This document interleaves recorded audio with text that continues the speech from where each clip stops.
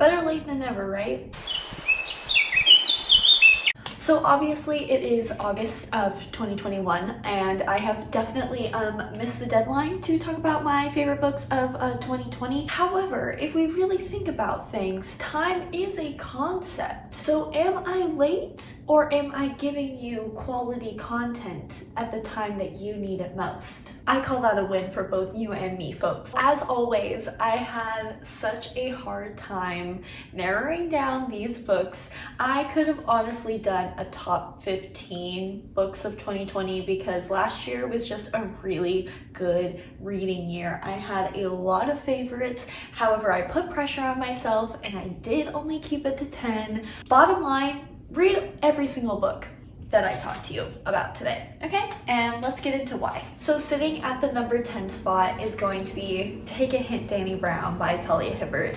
The Brown Sisters trilogy is honestly probably my favorite romances that I've ever read. This is following Dani Brown. She is the middle child of the Brown sisters and she gets in this friends to lovers fake dating trope with this guy named Saphir after their school building goes into like a fire drill and she gets trapped in the elevator because she doesn't know that this fire drill is happening, so she's freaking out and Saphir saves her from the elevator. There's a video that goes viral and they go on this fake dating scheme in order to promote Saphir's community organization. I believe it has like something to do with sports. I think it's like he's the coach of like a soccer team or something sports related. I am too gay to care about such things, so simply has left my mind. But regardless, I really loved Dani and Saphir. Their romance was so fun to read about. I loved them so much. It was so soft, it was so sweet, it was so sexy, just as all of Talia Hibbert's books are, and I absolutely adored this. At the number 9 spot is going to be City of Girls by Elizabeth Gilbert. This is following our main character Vivian, who in her youth used to work for her aunt's theater company as a costume designer, and she used to make all of the costumes for the showgirls in these plays and these shows, and so it's very wrapped up in 1940s glamour, theater glamour, very fun, and we follow her as she is recounting her life story to this girl who writes her a letter asking her what her relationship with her father was. It is very Evelyn Hugo-esque in the way that the story is set up and the glitz and the glamour, and I really loved this book so much. Every single female character in this book is so strong and confident, and I loved just reading about these poor glamorous showgirls so much. The relationships in here get so messy and I just ate this book up. This is such a good book on audio as well. Highly recommend that. The only thing that I really didn't like about this book is the lack of queer discussions in it. There are a couple points where some of the characters mention, you know, being attracted to girls, and there's also this lesbian character who was married to a man and seemed to have had like affection towards him both in a platonic and romantic way, but that discussion of like bisexuality or like pansexuality wasn't really addressed. And overall, I'm not like super mad about it because I don't know how Elizabeth Gilbert identifies herself, but if she is just a straight lady, I would rather her have just skipped trying to write those nuanced discussions. So again, not entirely mad about it, but I do wish it was a little gayer because I kind of wish everything was a little gayer, if I'm being honest. But yeah, that was the only thing I was really missing out of this book. But overall, if you are a fan of Evelyn Hugo, if you love historical fiction, if you like really strong female characters, if you like messy drama, this is definitely one that you need to pick up. At the number 8 spot is going to be The Dragon Republic by R.F. Kuang. This is the sequel to The Poppy War, and I absolutely devoured this book. I think that The Dragon Republic is the one and only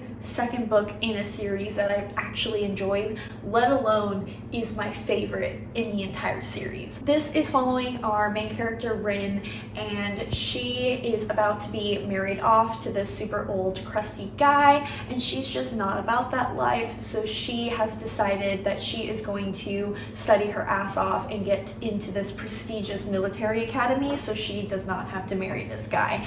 And spoiler alert, she does end up getting into said military academy, and when she does, a war breaks out. So that is how the story is set up. This is obviously the sequel to the Poppy War, so I can't really get into much happenings in here, but I just love Rin's descent of her character arc in this book. She is just so ruthless, and I love reading about her unlikability and her sheer ambitiousness that ends up being her downfall in the entire series. It's such an amazing character study that R.F. Kuang does with Rin's character, and really all of the characters in this series, but especially Rin.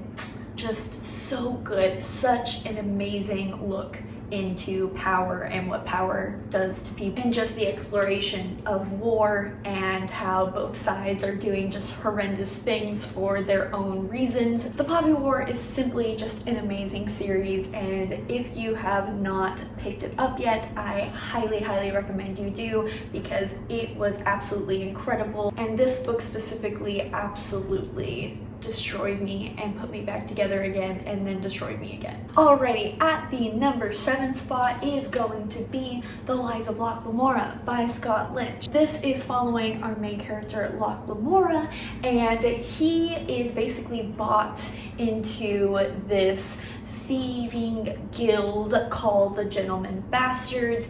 They are all basically the best of the best thieves, and they specifically train and dedicate and study themselves into stealing the most rich and the most powerful in order to appease their god of thieves. This is one of the best cases of found family. This is an absolute hilarious and intricately written fantasy I've ever read. It takes place in this like fun, dirty Venetian city. It has an insane plot that you can't imagine that they are going to pull off, but somehow they do.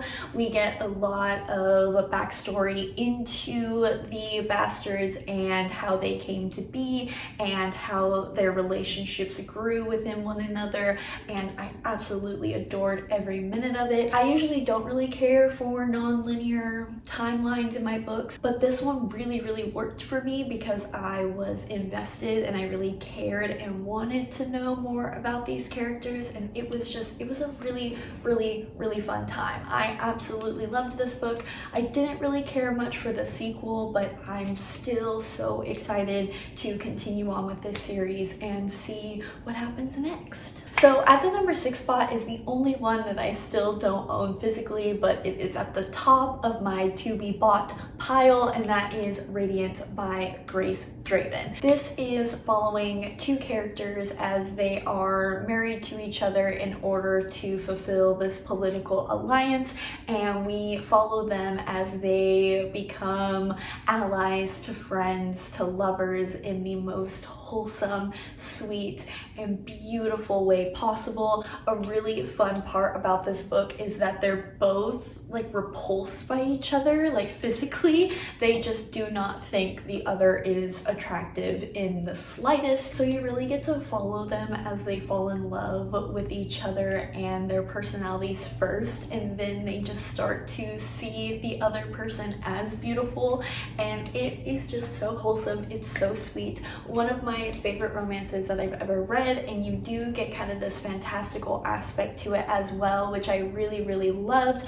I didn't really care much for the plot of this book, but thankfully it definitely is more character driven, and for the most part you do just follow these two characters as they are falling in love with each other, and they go through this journey of being allies to friends to lovers. You get that marriage of convenience aspect to it, and it is just the ultimate friends to lovers romance that I have ever read.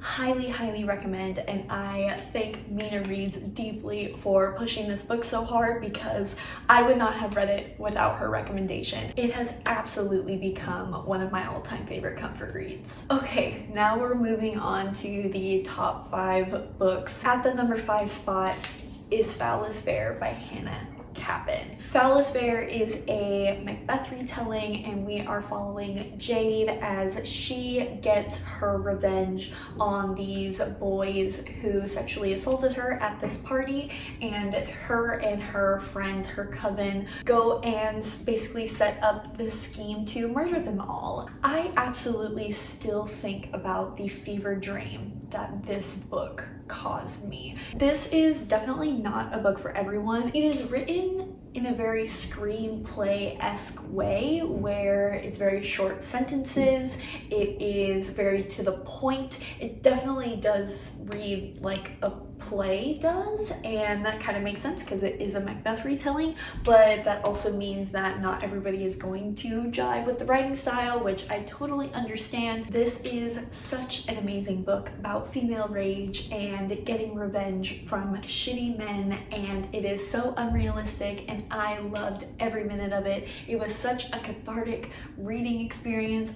I just adored every minute of this book. I loved it so much, and it is just simply perfection in my eyes. All right, and at the number 4 spot is going to be The Invisible Life of Addie LaRue.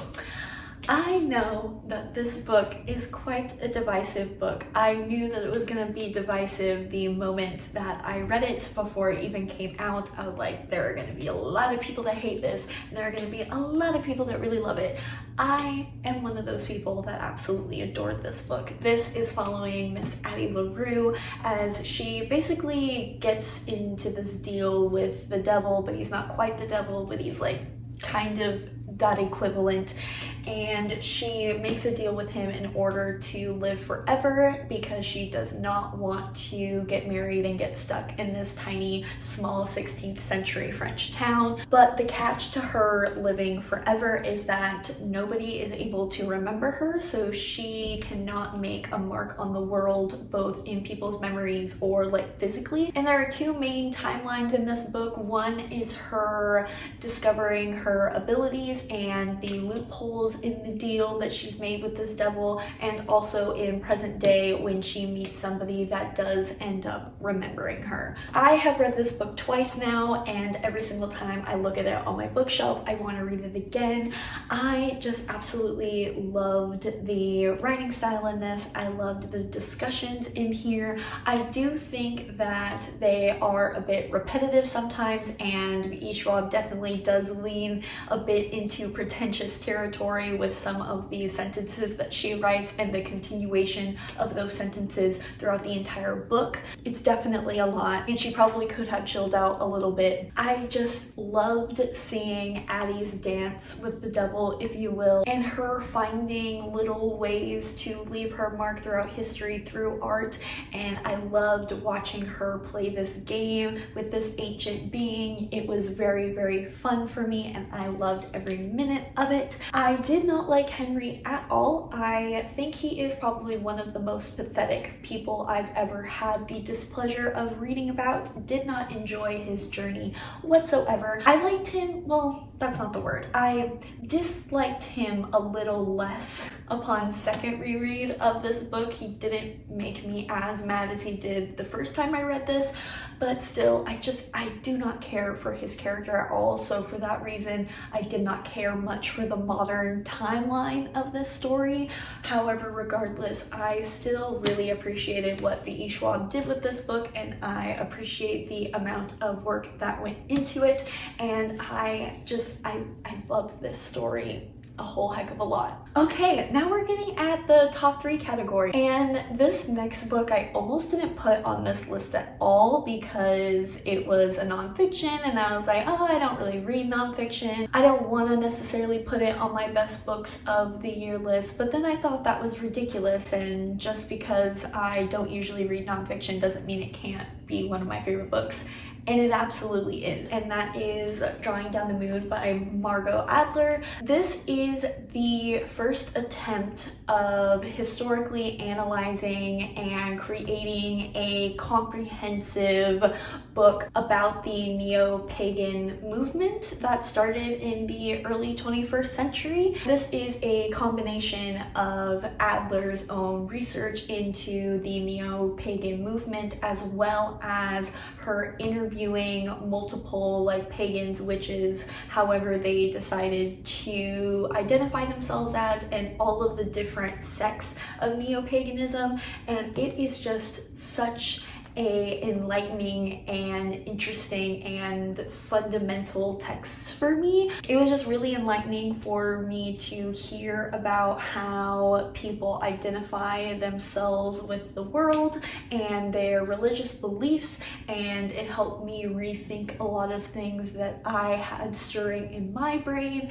It was overall just one of the most important books I have ever read, and I really loved my experience reading it. And even if you don't identify as a witch or a neo-pagan or anything like that, but you're overall just interested in the history of the movement, this is an amazing book. There are a couple things in here that are definitely outdated. I think the last time that this was updated was 2010, and there's definitely a few wording and sentences that people had said that was very much questionable, but other than that, it is just a fantastic resource and one of my favorite books of all time, quite frankly. All right, and my second favorite book of 2020 is The 100,000 Kingdoms by N.K. Jemisin. This is following our main character Yena as she is summoned to the Grand Palace of Sky in order to go into this. It's not really a competition, it's more of a game, a political game into who is going to be the new ruler of this palace. Her grandfather is the current ruling king, and he basically tells her that she is one of the potential heirs, and she has to go through this power struggle with the rest of her relatives in order to see who's going to come on top. A very interesting part of this book is that the ruling class of Sky have actually enslaved all of the gods in this world to basically be their servants, and Yena kind of gets in an alliance with these gods in order to defend herself from her other bloodthirsty relatives. So it is both a story of political struggle, but also restoring the power of these ancient magical beings. This is absolutely the best book about gods that I have ever read about. The way that N.K. Jemisin gave these insurmountable celestial beings of power the same petty emotions as humans, it was absolutely incredible. There were just so many points of this book where I could not believe N.K. Jemisin's mind. She's absolutely insane, and I love her for it. I did not really like the sequel to this book. I still have not read the third book in this trilogy, but this first book honestly works as a standalone, and it's absolutely just crazy batshit bonkers, and I absolutely loved it. Alright, and my favorite best book of 2020 should come as no surprise to anybody, and that is The Library of the Unwritten by A.J. Hackwith. This is following our main character Claire, and she is actually the librarian of hell. And in this library of hell is basically where all of the books that have been unwritten in the world go, and she has to take care of these books and make sure that the characters from these books do not escape, because if they escape, they then try to go and find their author and usually drive that author insane. And you also follow her as she goes on this quest to find the Devil's Bible before the angels of heaven can get a hold of it. Shauna Maguire's blurb of this book is so perfect. She basically says that it is The Good Place meets Law and Order bibliophile unit, and that is just perfect. It is such a fun adventure story. If you love adventure stories and found family, this is the book for you. It is absolutely such a fun book. It's funny, it's heartwarming. You get to go through all of these different underworlds. You get to go to Valhalla, you get to go to this Egyptian-esque underworld, you get to go to a labyrinth. It's so much fun. This also has some of the coolest writing that I've ever read about, and I have highlighted and underlined so many parts of this book. It's absolutely insane. I have also read this book twice, maybe 3 times now, and it is just classic fun adventure fantasy with really interesting concepts that I have never read before, and AJ Hackworth is just a genius, a pure genius. Alright you guys, so that is it for this video. Please let me know what your top 3 best books of 2020 were. I know again I'm very late to the party, but you know, it's always fun to reminisce, right? I will obviously link all of the individual reviews that I have for each of these books in the video or down in the description, so if you want to hear more in-depth thoughts on any of them, definitely check those out. But yeah, that's gonna do it for me. Hope you guys have a wonderful rest of your day. Bye!